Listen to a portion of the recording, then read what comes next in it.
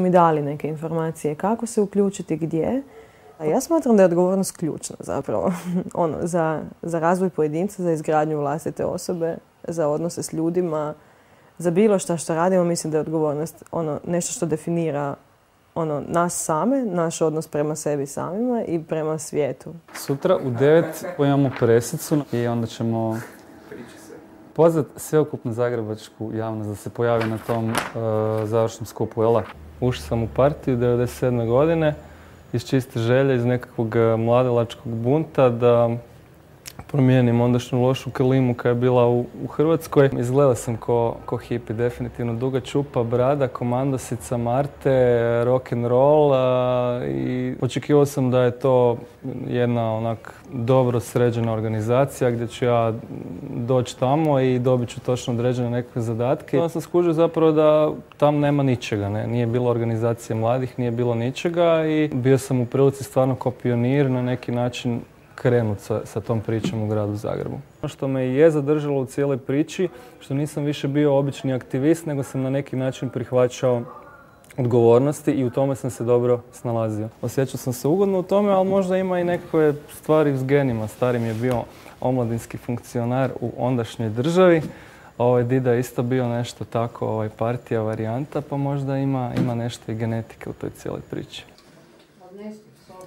Zapravo odrasla sam u obitelji koja je uvijek bila na neki način aktivna. Djedov stric je bio Ivan Pernar koji je bio jedan od bližih suradnika Stjepana Radića i kao takav i sudionik onog incidenta u skupštini kad je i sam bio ranjen. I taj je jedan zapravo pozitivan stav jer s obzirom na i povijest djedove obitelji gdje dakle i lik njegovog strica bio dosta onako skoro pa mitološka ličnost u obitelji koju su se svi sjećali sa velikim ponosom, sam zapravo dobivala jednu pozitivnu sliku političara kao osobe koja radi nešto dobro na korist sviju. Dobar dan, Povjerenstvo za odlučivanje o sukobu interesa, molim me. Možete mi reći, molim vas, da li je i jedan zastupnik predao svoju imovinsku karticu? Svi smo mi dio političke scene, na ovaj ili na onaj način, sa više ili manje utjecaja. Moja pozicija je takva da mogu utjecati i svjestan sam njezine odgovornosti. Uloga novinara je korekcija vlasti. Dakle, mi preispitujemo odluke političara, mi preispitujemo načine njihovog funkcioniranja, na koji način oni donose odluke i šta iza tih odluka stoji. I ako primijetimo nekakvu nepravilnost u moralnom i etičnom smislu, a ne samo u zakonskom smislu, onda tu reagiramo. Naravno da zakipim kad meni Vlada Republike Hrvatske donosi odluke na zatvorenim sjednicama koje uopće nemaju veze sa nacionalnom sigurnošću niti veze sa nekakvim važnim pitanjima za državu. I nama te informacije, dakle odluke sa zatvorene sjednice Vlada ne daje već godinama, a upravo na tim zatvorenim sjednicama Vlade su se donijele odluke o Bechtelu, o Imostroju, o kupnji nekakvih vozila, sve stvari koje uopće su i relevantne za razmatranje na tim sjednicama. Političko pitanje je pitanje položaja marginaliziranih skupina u društvu, apsolutno. Pa mislim da zašto bi tražitelji azila živjeli lošije zato što su stranci. Mislim, to mi je potpuno nesuvislo. Neka država ili neki policajac će meni ograničavati moje kretanje. To je meni potpuno suludo. Ja onako s tim koncepcijama država, državnosti, granica, suvereniteta, vlastodržaca, ja se s tim jako teško nosim. Ali s druge strane, kao moje formalno obrazovanje politološko, gdje je jedinica svakog istraživanja i orgazmičko uzdisanje na pojavu države i teritorija i suvereniteta i stranaca koji ne uživaju ista prava je meni strašno. U svibnju 2005. godine gospodin Bandić je potpisao jednu deklaraciju koju su tražile udruge mladih u gradu Zagrebu u kojima se obvezao na provođenje određenih točaka programa za mlade. Jedna od prve 3 točke su bile, odnosno je bila i izgradnja makroregionalnog centra za mlade. Do dana današnjeg nemamo definiranu lokaciju gdje bi taj prostor bio.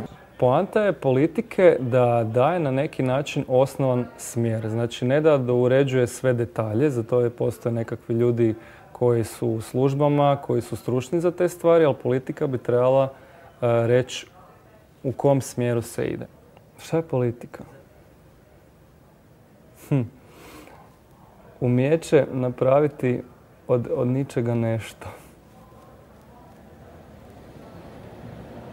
I to tako svaki dan. Zna se reći, ja ne želim se baviti politikom. Ok, ne želiš se baviti politikom, ali politika se bavi tobom. To je ono što ja uvijek govorim. Jer stvarno se politika bavi svime. Politika je ta koja ulazi u vaše domove. Jako se primijeti politika cijena. Ljudi kad dođu i poskupi kruh, onda vjerojatno nisu baš presretni. Da li će se u tramvaju puštati muzika rock and roll ili ozbiljna, opet je stvar o kojoj odlučuje politika na neki način. Da li ćemo mi ući u Europsku uniju i u NATO, isto je stvar politike. Dakle, sve oko nas je politika. U svim porama društva politika ima utjecaj. Dobro večer svima. Ja bih prvo istakao da sam večeras osobito ponosan što nakon svih obiđenih sela i mjesta konačno sam došao u svoje radno mjesto Svoj Gudovac.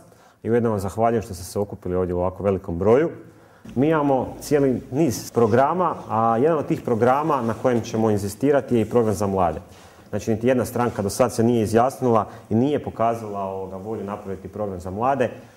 Ono čim smo se mi navodili izrađujući ovaj program su 3 osnovne stvari. Nezaposlenost mladih, obrazovanje i stambeno pitanje. Hvala.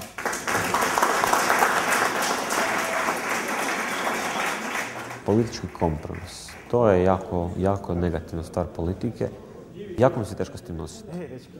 Mislim da je to u određenim situacijama nužno. Nažalost, mislim da se drugačija situacija ne može riješiti. Jako teško onda na kraju sjesti, shvatiti da si pogriješio, da igraš na kartu poštenja, da igraš na kartu iskrenosti, a učinio si određeni kompromis koji se kosi sa tvojim načelima. To je nešto najgore što se u politici može dogoditi, barem meni. Nisam svoje vlastito neslaganje spremna podrediti nekom cilju. Ja radim sa ljudima koji dijele moje vrijednosti i koji dijele interese koje ja zagovaram, odnosno koje zagovara moja organizacija. Ti kompromisi nikako ne znače potkopavati